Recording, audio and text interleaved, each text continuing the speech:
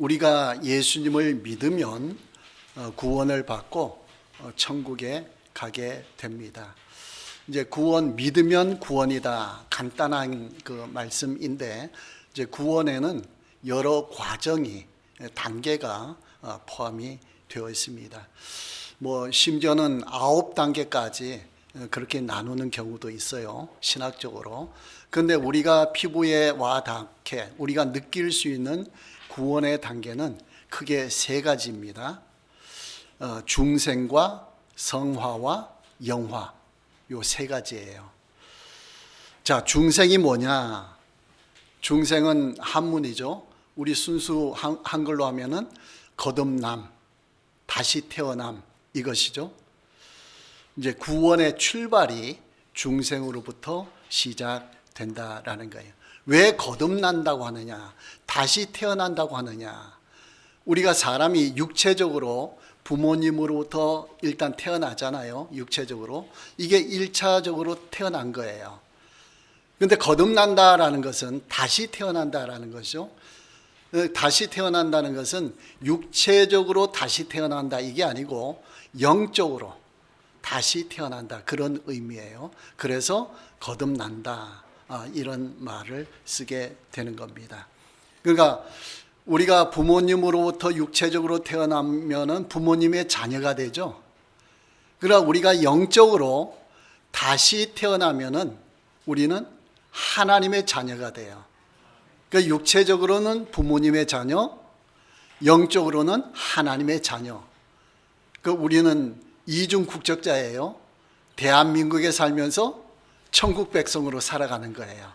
이미 믿으면 하나님의 자녀이고 하나님의 백성이 된 거예요. 나중에 지금은 이제 지상에 있는 하나님 나라 생활을 하면서 살아가고 있는데, 나중에 우리가 죽게 되고 천국에 가게 되면은 진짜로 천국 시민으로 살아가게 된다라는 거예요. 자, 그 다음 단계가 성화예요. 첫 번째 단계는 뭐라고요? 중생, 거듭남이고, 두 번째 단계는 성화.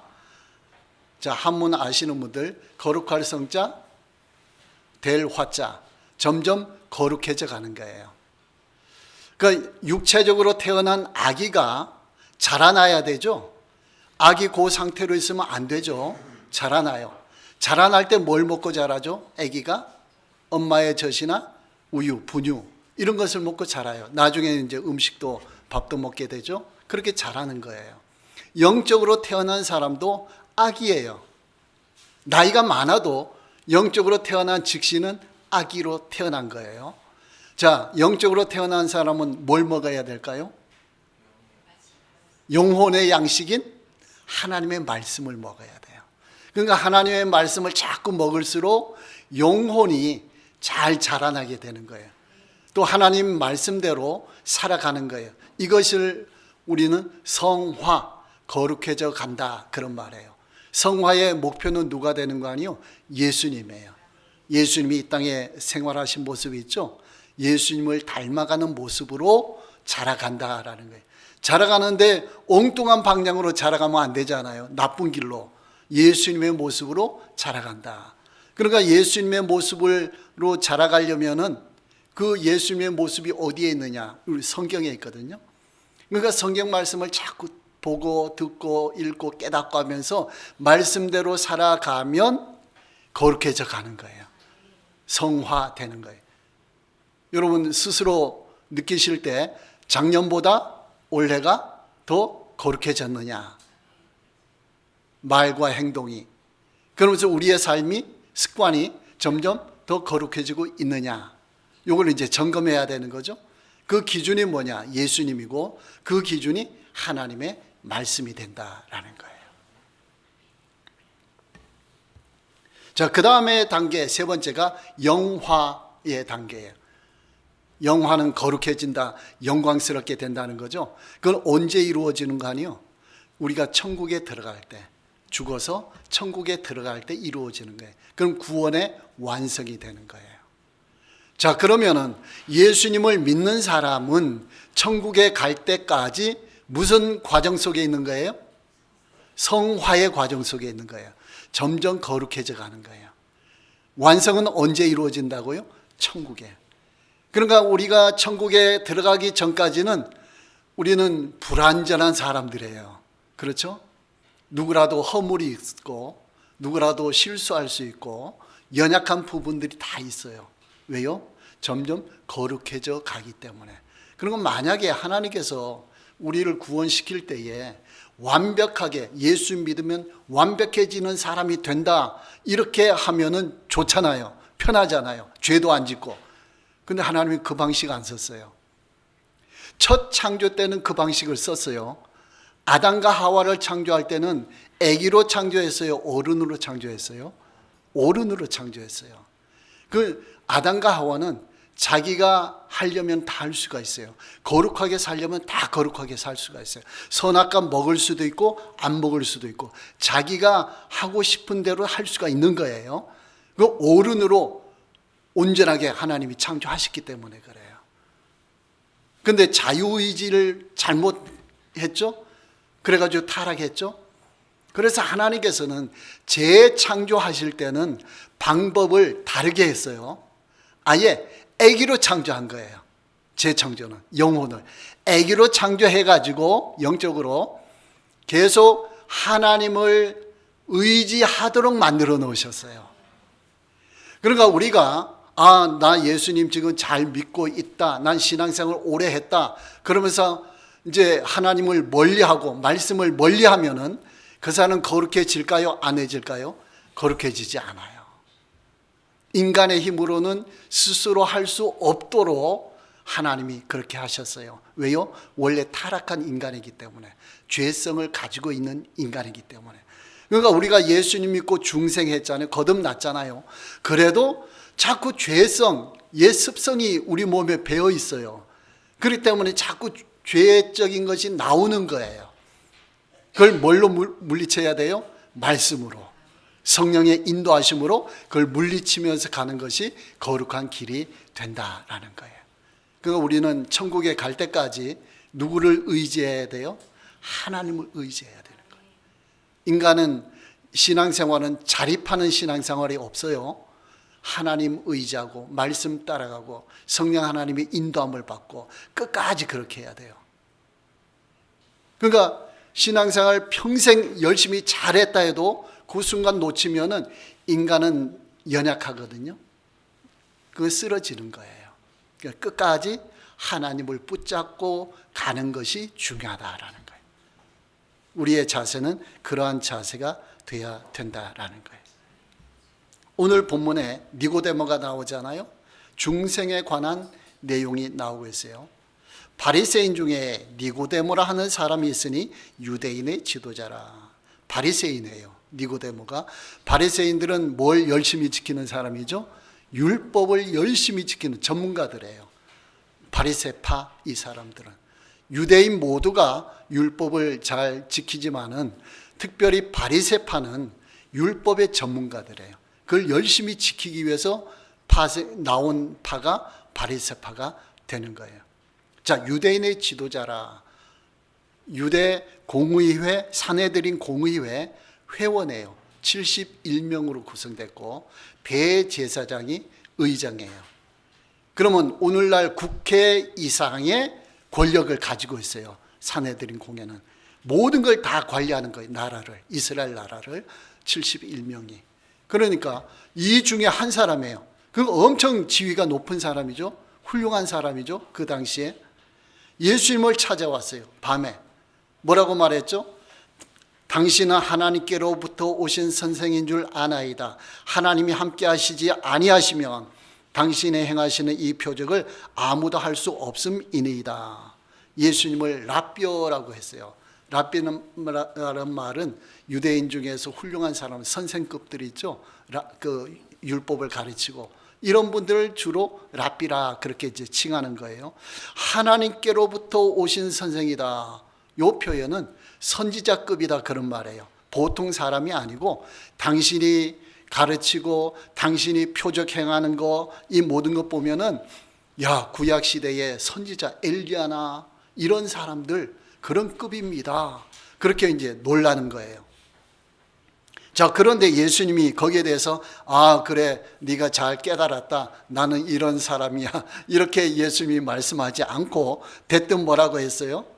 진실로 진실로 내게 이르노니. 이 표현은 뭔가 아니요. 네가 그런 말을 하는데 진짜 내가 너에게 중요한 말을 해주겠다. 너는 그 정도 수준에 머무르면 안 된다. 그런 뜻이에요.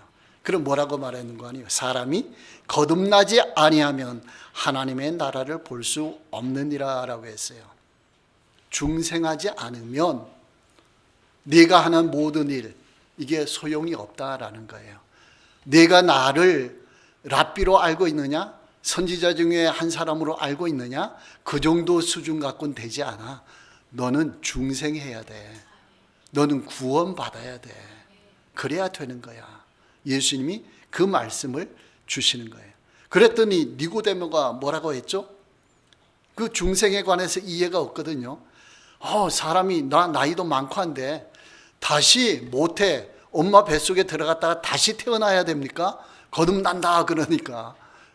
그렇게 이해를 못해요. 육체적으로 인간적으로 이해하는 거예요. 이해할 수가 없습니다 그랬어요. 그랬더니 예수님이 뭐라고 그랬습니까? 물과 성령으로 나지 아니하면, 그러니까 거듭난다라는 말은 물과 성령으로 난다라는 거예요. 영적으로 태어난다는 거죠. 그래서 그 6절 말씀에 그렇죠. 육으로 난 것은 육이요. 이게 1차적인 태생이에요. 태어난 거예요. 영으로 난 것은 영이니, 이게 2차 출생하는 거예요. 거듭나는 거예요. 영적으로 거듭나야 된다. 예수님이 니고데모에게 그렇게 말씀하시는 거죠. 네가 내 표적과 가르치는 걸 보고 훌륭한 사람, 훌륭한 선지자, 선생으로 네가 나를 인정하는데 그것 가지고는 천국에 들어가지 못한다. 하나님 나라 들어가지 못한다. 네가 거듭나야 되는데 거듭나는 것은 성령으로 말미암는다. 인간의 혼자 힘으로 거듭나지 못한다. 성령께서 역사하셔야 된다. 그런 말씀을 지금 주시는 거예요. 자, 그렇게 되면 성령으로 거듭나면은 이 니고데모가 예수님을 뭘로 인정할까요? 선생이 아니고 선지자가 아니고 메시아, 구원자로 인정하게 되는 거예요. 여러분, 예수님을 메시아, 구원자로 인정하시죠? 그럼 우리는 중생한 거예요. 하나님 나라 백성이 된 거예요. 그걸 인정하지 못한 사람은 교회 오지도 못하고 예수님은 4대 성인 중에 한 사람이야. 이건 다들 인정하잖아요. 그렇죠? 예수, 공자, 석가, 마호멧 이런 사람은 4대 성인 중에 한 사람이야. 이렇게 인정할 수가 있어요. 그 수준 가지고는 구원받지 못한다라는 거예요. 예수님을 믿을 때에 성령의 도우심으로 우리가 중생하고 예수님을 믿을 때에 우리는 거듭난 것이고, 그때 예수님을 딱 바라보면은 예수님은 나의 구원자이십니다. 나를 천국에 인도하실 분입니다. 이것을 깨닫게 된다라는 거예요. 에베소서 2장 8절 9절 말씀 보면요, 너희는 그 은혜에 의하여 믿음으로 말미암아 구원을 받았으니 이것은 너희에게서 난 것이 아니요 하나님의 선물이라 했습니다. 그 은혜에 의하여, 은혜는 누구 것입니까? 하나님이죠. 하나님의 은혜.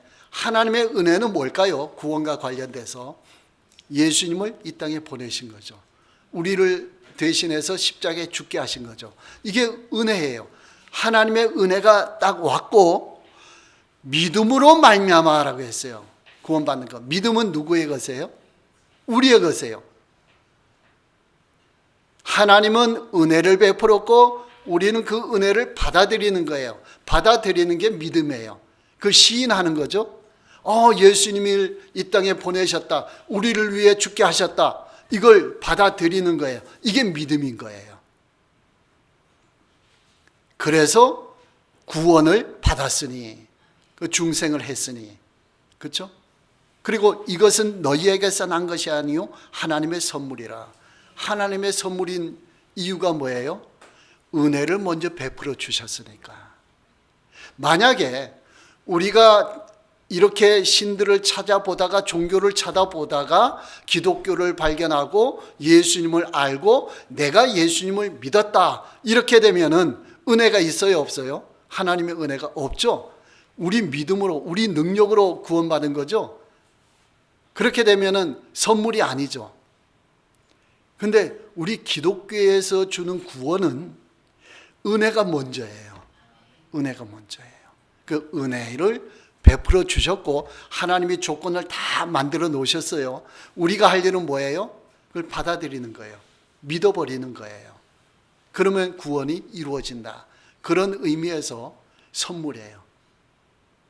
자, 부모님이 자녀들에게 선물 갖고 와서 주는데 그거 받지 않고 가만히 있으면은 그 선물 자기께 돼요, 안 돼요?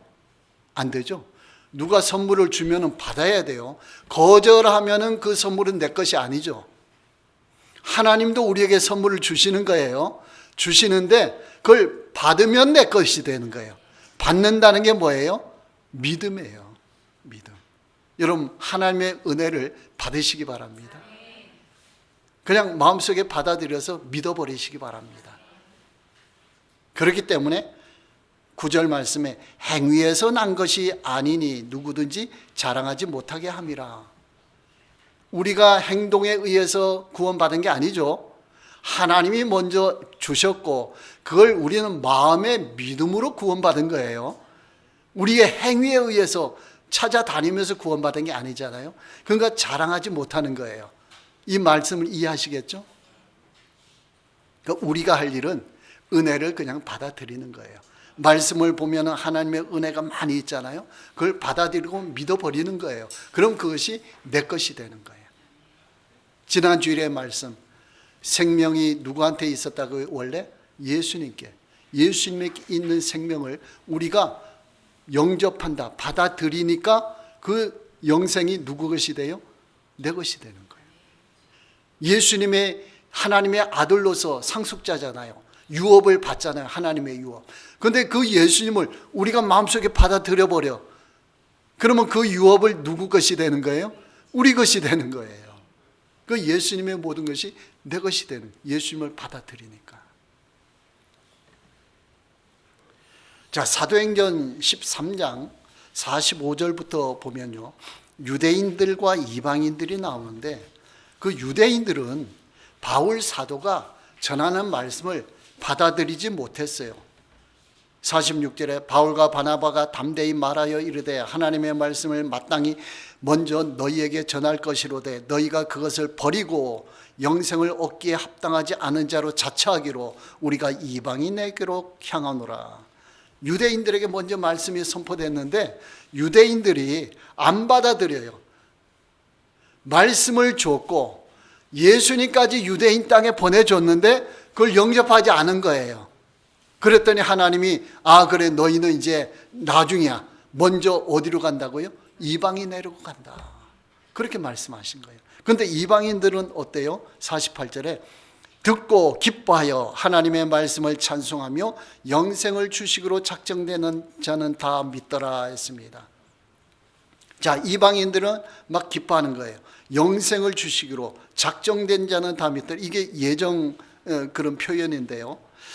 그러니까 우리가 예정 가운데 있다 이 표현을 현실적으로 우리가 하나님의 예정을 모르잖아요. 성경에 기록된 건 알지만 현실적으로 내가 예정 가운데 있는지 없는지 모르잖아요. 그걸 뭘로 확인하느냐? 내가 예수님을 믿느냐 안 믿느냐, 여기에 따라서 내가 예정 가운데 있다 없다 그렇게 되는 거예요.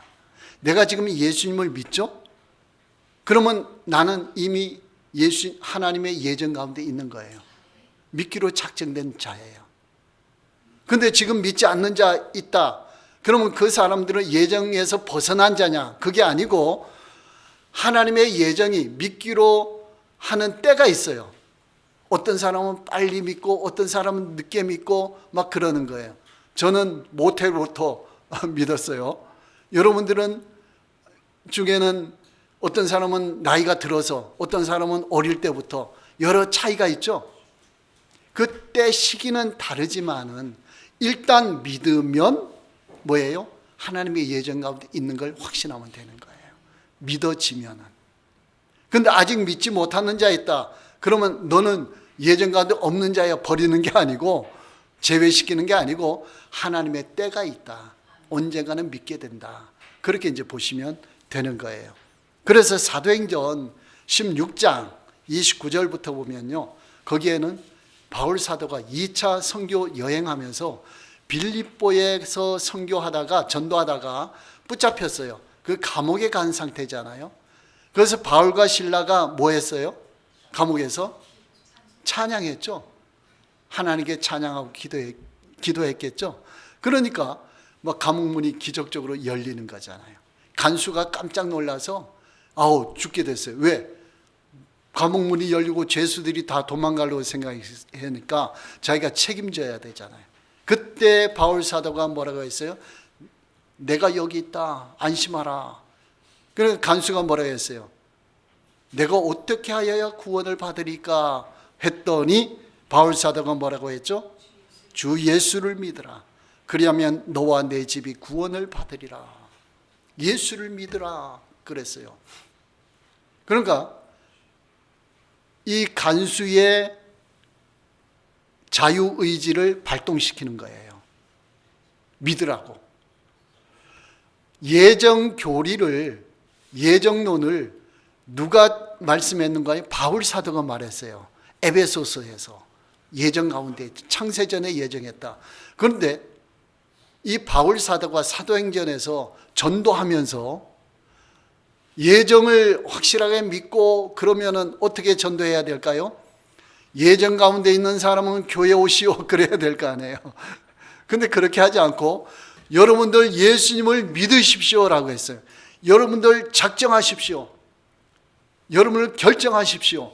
예수님 믿기로 작정하면은 하나님의 작정, 하나님의 예정 이것이 여러분들에게 임합니다. 그런 거예요. 하나님의 절대 주권이 있고 인간의 자유의지가 있고 이게 합쳐지는 거예요. 하나님의 예정이 있고 우리의 구원 믿음이 있고 이게 합쳐지는 거예요. 우리는 하나님의 뜻을 온전하게 몰라요. 그렇지만 뭘 보고 알아요? 내가 믿고 있느냐 이걸 보면 알아요. 현실적으로. 여러분 내가 예수님을 지금 믿고 있으면 하나님의 예정 가운데 있는 거예요. 그럼 믿지 않는 자들에게도 전도할 때 어떻게 해야 돼요? 예수님 믿으세요. 예수님 믿으세요. 여러분 자유의지를 발동해서 예수님 믿기로 작정하세요. 그러면 하나님의 은혜가 부어집니다. 하나님의 은혜는 지금 우리 여기까지 와 있는 거예요. 마음 문만 열면 여기 들어오는 거예요. 하나님이 다 해놓으셨거든요. 우리는 받아들이는 거예요. 은혜를. 받아들이는 자는 작정 가운데 있는 거예요. 하나님의 예정 가운데 있는 사람이다. 그 선물을 줄 때도 내가 받아들여야 선물이 내 것으로 효력이 있죠. 마찬가지로 하나님이 구원을 주실 때도 내가 마음문을 열고 받아들일 때 구원의 효력이 나타난다라는 거예요. 그러니까 아직 믿지 않는 자들은 마음문을 꼭꼭 닫아놓고 이걸 안 받아들이는 거예요. 안 받아들이는 거예요. 자꾸 하다 보면은 언젠가는 받아들이게 돼 있어요. 예정된 자는 받아들이게 돼 있어요. 전하는 건 누구 책임이에요? 우리 책임이에요. 우리 책임이에요. 그러니까 우리가 전하고 하나님께서 감동 주셔서 깨닫게 하신다라는 거예요. 누가복음 8장 15절에 좋은 땅에 있다는 것은 착하고 좋은 마음으로 말씀을 듣고 지켜 인내로 결실하는 자니라. 땅 네 가지 종류의 땅이 있죠. 씨 뿌리는 비유에서. 거기에서 좋은 땅이 뭐냐? 좋은 땅은 말씀을 받아들이는 땅이에요. 말씀을 듣고 지키는 자, 좋은 땅이에요. 여러분 말씀을 지금 듣잖아요. 마음속에 간직하잖아요. 그러면 여러분들 마음은 지금 좋은 땅인 거예요. 그런데 좋은 땅이 아닌 땅들이 있어요. 길가와 같은 땅이 있죠. 누가복음 8장 12절에 씨 뿌리는 길가에 있다는 것은 말씀을 들은 자니 이에 마귀가 가서 그들의 그들이 믿어 구원을 얻지 못하게 하려고 말씀을 그 마음에서 빼앗는 것이요. 여러분들이 지금 말씀을 듣잖아요. 좋은 땅은 뭐라고요? 말씀을 듣고 마음에 지키는 거예요. 간직하는 거예요. 명심하는 거예요. 그런데 마귀가 우리가 말씀을 들을 때 이걸 빼앗아 간다는 거예요. 말씀에 떨어지기 전에 빼앗아 가는 것이 길가와 같은 거예요. 가시밭길은 뭐예요? 말씀이 떨어져서 조금 자라는데 가시 때문에 찔려서 말씀이 못 자라는 게 가시밭길이에요. 가시밭이에요. 근데 길가는 아예 말씀이 마음에 들어오기 전에 마귀가 빼앗아 간다 했어요. 그럼 말씀이 들어올 기회가 없죠? 그러면은 이 사람 구원 받을까요? 못 받을까요? 못 받아요. 마귀가 빼앗아 가서 마음에 말씀이 들어와서 믿을 때에 구원받거든요. 깨닫고 믿을 때에 마음에 들어오지 못하게 마귀가 빼앗아 가는 거예요. 그러니까 우리가 전도할 때는 그 사람을 위해서 중보 기도를 세게 해줘야 돼요. 왜? 말씀이 떨어질 때에 마귀가 빼앗아 가지 못하게 그걸 차단시켜야 돼요. 그 우리의 중보 기도가 필요한 거예요. 자꾸 차단시켜야 돼요. 그래야 말씀을 마음에 받아서 좋은 밭이 되어서 30배, 60배, 100배의 열매가 맺혀진다라는 거예요. 그러니까 여러분이 지금은 교회 와서 예배 드리죠. 예배 드려도 여러분들이 어떤 사람들은 아주 집중해가지고 말씀을 마음에 받을 거예요. 또 어떤 사람들은 다른 생각이 막 떠올라가지고 말씀을 자꾸 놓치는 만큼 말씀의 열매가 안 맺히는 거예요. 말씀을 듣고 지키어 그 다음에 또 필요한 게 있어요. 인내라는 말씀이 나와요. 누가복음 8장 15절에 세 가지 단계예요. 말씀을 듣고 마음에 간직해 지키는 거예요. 지켰다고 해서 금방 성령께서 깨닫게 하시고 말씀의 열매가 맺히게 하느냐, 그게 아니고 인내를 해야 돼요. 언제까지? 말씀의 열매가 맺힐 때까지 마음속에서 인내하는 거예요.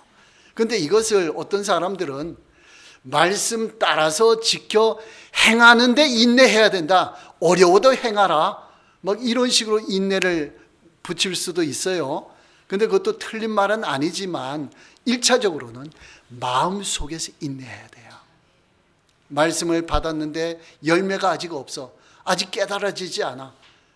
그래도 말씀을 묵상하고 말씀을 읽고 듣고 자꾸 해야 되는 거예요. 인내하다 보면 어느 순간에 성령께서 역사해 주셔요. 그 말씀이 깨달아지는 거예요. 말씀의 변화의 역사가 일어나는 거예요. 여러분은 이런 체험을 해야 돼요. 이런 체험을 해야 돼요. 그러면 신앙생활이 즐거워요. 기뻐요. 신앙생활이 말씀이 좋아지는 거예요. 여러분 이런 쪽으로 자꾸 들어가시기 바랍니다. 자꾸 이런 훈련을 해 나가셔야 돼요. 건성으로 들으면 안 돼요. 명심해야 돼요. 말씀을 내 마음속에 간직한다. 집중한다. 그 말이에요. 그걸 들으면서 성령 하나님 이 말씀 깨닫게 해 주십시오. 이 말씀 믿음이 생기게 해 주십시오. 이 말씀으로 능력이 나타나게 해 주십시오. 아까 믿지 않는 자들 그 중보기도 해주고 그 말씀을 들었잖아요. 그 말씀을 마음에 내 간직하면서 그걸 실천하는 거죠. 성령 하나님 내가 실천할 때니까 능력을 주십시오. 깨닫게 해주시고 역사해 주십시오. 내가 전도할 때 능력이 나타나게 해주십시오. 자꾸 그렇게 하는 거예요. 그러면 이게 말씀을 듣고 지켜 인내하는 거예요. 그리고 성령께서 역사해 주신다. 그러니까 우리가 포기하면 성령도 포기하시는 거예요. 우리가 나설 때에 성령께서 역사해 주시는 거예요. 여러분 가족 구원 이루시기 바랍니다. 가족 구원 이루시기 바랍니다. 하나님이 어느 때에 하실지 그걸 잘 모르는 거예요. 우리는 몰라요. 우리는 할 뿐이에요. 전할 뿐이에요. 그러면서 중보기도 해주는 거예요. 그러면 성령께서 역사해서 그 믿음의 역사가 일어나게 된다라는 거예요. 자, 말씀을 마음에 새기라라고 하는 이유는 왜 그런 거 아니요?